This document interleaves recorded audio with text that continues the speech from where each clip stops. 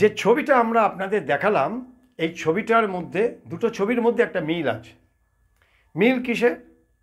একদিকে শেখ শাহজাহান, অন্যদিকে সুশান্ত। সুশান্ত চৌধুরী, পরিচয় দিই, ইনি হচ্ছেন শুটিয়া গণধর্ষণ কাণ্ডের প্রধান অভিযুক্ত।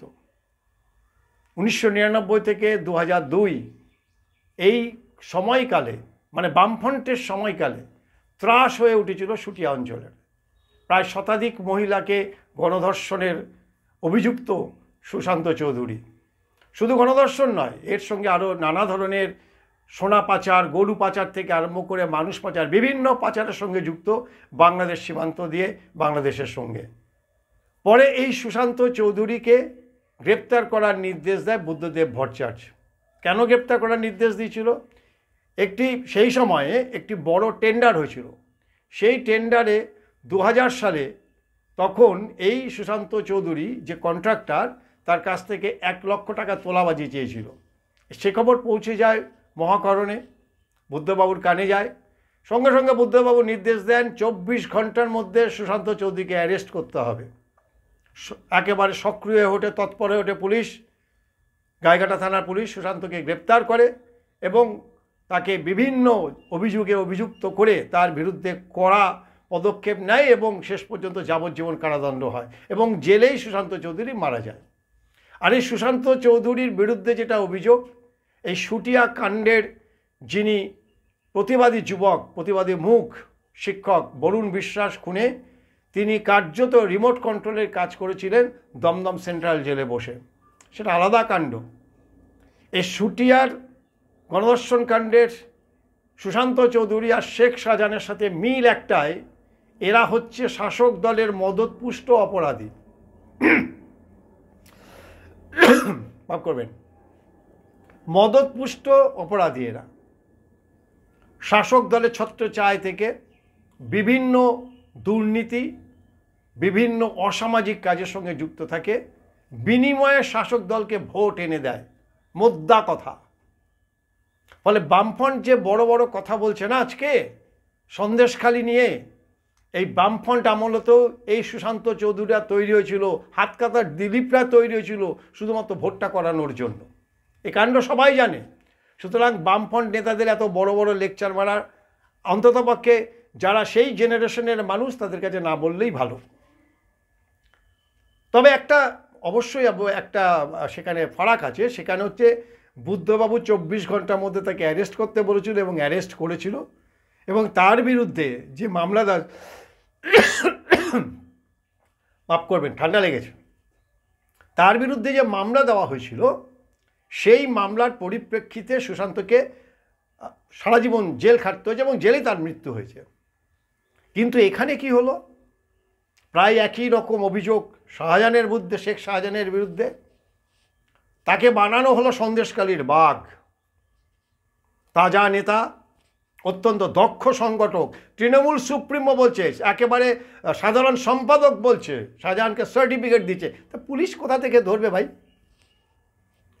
আরে বাম আর তৃণমূলের মধ্যে এটাই ফারাক, সবাই অপরাধী পোষে, ভোটের জন্য সবাই অপরাধী পোষে।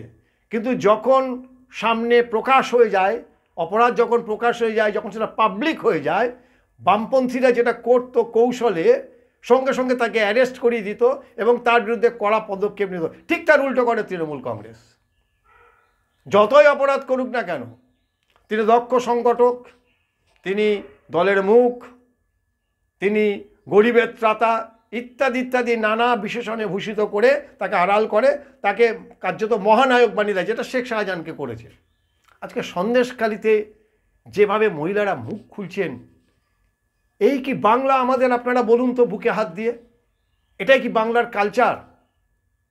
রাজ্যের মুখ্যমন্ত্রী তিনি বুক ফুলিয়ে বলেন, আমার বাংলা সারা দেশের মধ্যে সবথেকে নিরাপদ মহিলাদের জন্য। এই মহিলাদের নিরাপত্তা, তিনি এই নিরাপত্তা দিচ্ছেন। আমাদের কথা হচ্ছে, যদি দলের অলক্ষ্যে এই ধরনের অপরাধীরা এই ধরনের অপরাধ করে, তাদের বিরুদ্ধে কড়া পদক্ষেপ নিতে আপনার আপত্তি কোথায়? কোথায় বাধা আছে আপনাকে? কে মাথার দিব্যি দিয়েছে যে এই অপরাধীগুলিকে, দুর্নীতিবাজগুলিকে আপনাকে প্রশ্রয় দিতে? এ তো ক্রিমিনাল এরা।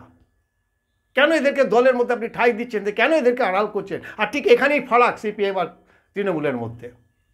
দুটি দলই অপরাধী পোষে ভোটের কারণে, সমস্ত রাজনৈতিক দল করে, কেউ একেবারে সতী সাবিত্রী না, কিন্তু ফারাক হচ্ছে যখন কোনো অপরাধ করবে, যখন সেটা পাবলিক হয়ে যায়, যখন সেটা গণমাধ্যমে চলে আসে, সঙ্গে সঙ্গে সেই সরকার পদক্ষেপ নেয়, কড়া পদক্ষেপ নেয়। আর এক্ষেত্রে আমরা দেখি অদ্ভুত একটা ব্যাপার, যে অপরাধী তাকে আড়াল করে তাকে মহানায়ক বানিয়ে দেওয়া হয়, দলের সম্পদ বানিয়ে দেওয়া। এর আগে আরাবুলকে করা হয়েছে, তাজা নেতা, যদিও এখন তাকে গ্রেপ্তার করেছে। সেটা কি কারণে করেছে, দলের আভ্যন্তরীণ গণ্ডগোল নাকি সামনে নির্বাচন কমিশনের হাত থেকে বাঁচানো, সেটা দলের আভ্যন্তরীণ বাবা। তবে আরাবুলকে যদি গ্রেপ্তার করা হতো অনেক দিন আগেই করতে পারতো, তাকে তাজা নেতা বলে তাকে মহানায়ক বানাতে হতো না। এরকম হাজারো এরকম উদাহরণ রয়েছে।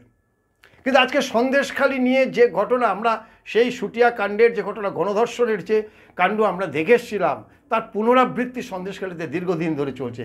আজকেও এখানে মহিলারা মুখ খুলতে পারতো না যদি না শেখ শাহজাহান ইডির তাড়া খেয়ে এই সন্দেশখালি না পালাতো। আজকে শেখ শাহজাহান পালিয়েছে বলেই এখানকার মানুষ মুখ খুলতে শুরু করেছে। এটা নিয়ে রাজনৈতিক জলঘোলা হচ্ছে, সেটা হোক, প্রশাসনিক পদক্ষেপ করা হচ্ছে, সেটা আশার বাণী। কিন্তু প্রশ্ন হচ্ছে, পুলিশ এতদিন কি করছিল বলুন তো? কেন বসিরহাটকে জেলা পুলিশ আলাদা করে দেওয়া হয়েছে? এই ধরনের যারা ক্রিমিনাল বা এই ধরনের মিসক্রান্টদের সাহায্য করার জন্য তো জেলা পুলিশ আলাদা করে দেওয়া হয়েছে। তাহলে জেলা পুলিশ সুপারও আছে। জেলা পুলিশ সুপার থাকা সত্ত্বেও এই ধরনের ঘটনা ক্রমাগতভাবে ঘটে গেছে, তাদের বিরুদ্ধে একটা কেস নেওয়া হয়নি। কি দেবেন এর ব্যাখ্যা? কেন দলের রাজ্যের শীর্ষ পুলিশ কর্তাদের সেখানে যেতে হবে? সেখানে থানা রয়েছে, অ্যাডিশনাল এসপি রয়েছে, এসপি রয়েছে, পুলিশের পরিকাঠামো পুরোটাই সেখানে রয়েছে। তা সত্ত্বেও সেখানটায় ডিজি, এডিজি সবাইকে যেতে হচ্ছে কেন? তাহলেও সেই পুলিশগুলিকে ওখানে রাখার দরকারটা কি আছে? আপনারা যেভাবেই ব্যাখ্যা দিন না কেন, এই বাংলা আমাদের বাংলা নয়। আমাদের বাংলা নিয়ে আমরা আগে গর্ব করতাম। আমরা বাম আমল থেকে সেই গর্বে আস্তে আস্তে করে আমাদের আঘাত করতে শুরু করেছে, আর এখন ধুলোয় মিশে গেছে। আপনারা বলতেই পারেন যে এর পরে যে দল আসবে সে দল কি গ্যারান্টি দিতে পারবে? না, পারবে না। কারণ একই ঘটনার পুনরাবৃত্তি ঘটতেই থাকবে। আজকে যারা তৃণমূলে রয়েছেন, যদি অন্য কোনো দল আসে তারা একেবারে নিশ্চিতভাবে সেই দলের হয়ে যাবেন তারা। এই শেখ শাহজাহান তো আগে বামফ্রন্টেরই ছিল, সিপিএম আমলের সিপিএম করতো। তৃণমূল ক্ষমতায় আসার পর যখন দেখছে যে সিপিএম দিয়ে আর কিছু হবে না, আমার ব্যবসা করা যাবে না, তারা তৃণমূলে যোগদান করে।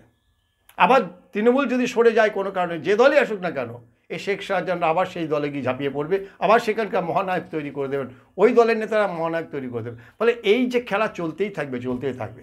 আপনারা বলতেই পারেন তাহলে এর থেকে আমাদের বাঁচার উপায় কি? বাঁচার উপায় একটাই, চোখ কান খোলা রাখুন, প্রতিরোধ গড়ে তুলুন। দেখছেন তো আজকে সন্দেশকারীতে মহিলারা রাস্তায় নেমেছে, তাদের প্রতিরোধের সামনে এই শেখ শাহজাহান বাহিনী গুলিয়ে গেছে, পালিয়ে গেছে, মার খেয়ে পালিয়ে গেছে প্রাণ বাঁচাতে।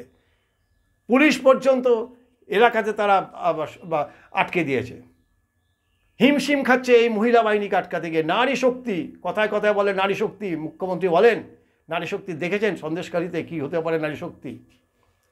পাইয়ে দিয়ে নারী শক্তি হয় না। নিজেদের আত্মসম্মান, আত্মমর্যাদা বাঁচানোর জন্য যখন মহিলারা রাস্তায় নামবে, সেই নারী শক্তিকে আটকানো কিন্তু খুব মুশকিল।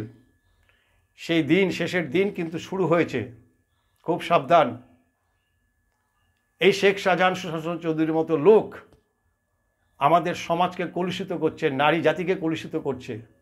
ফলে এদের বিরুদ্ধে কড়া পদক্ষেপ অবিলম্বে নেওয়া দরকার। কোনো রাগ ঢাক না, কোনো আড়াল নয়। অপরাধ করেছো তাদেরকে শাস্তি পেতে হবে।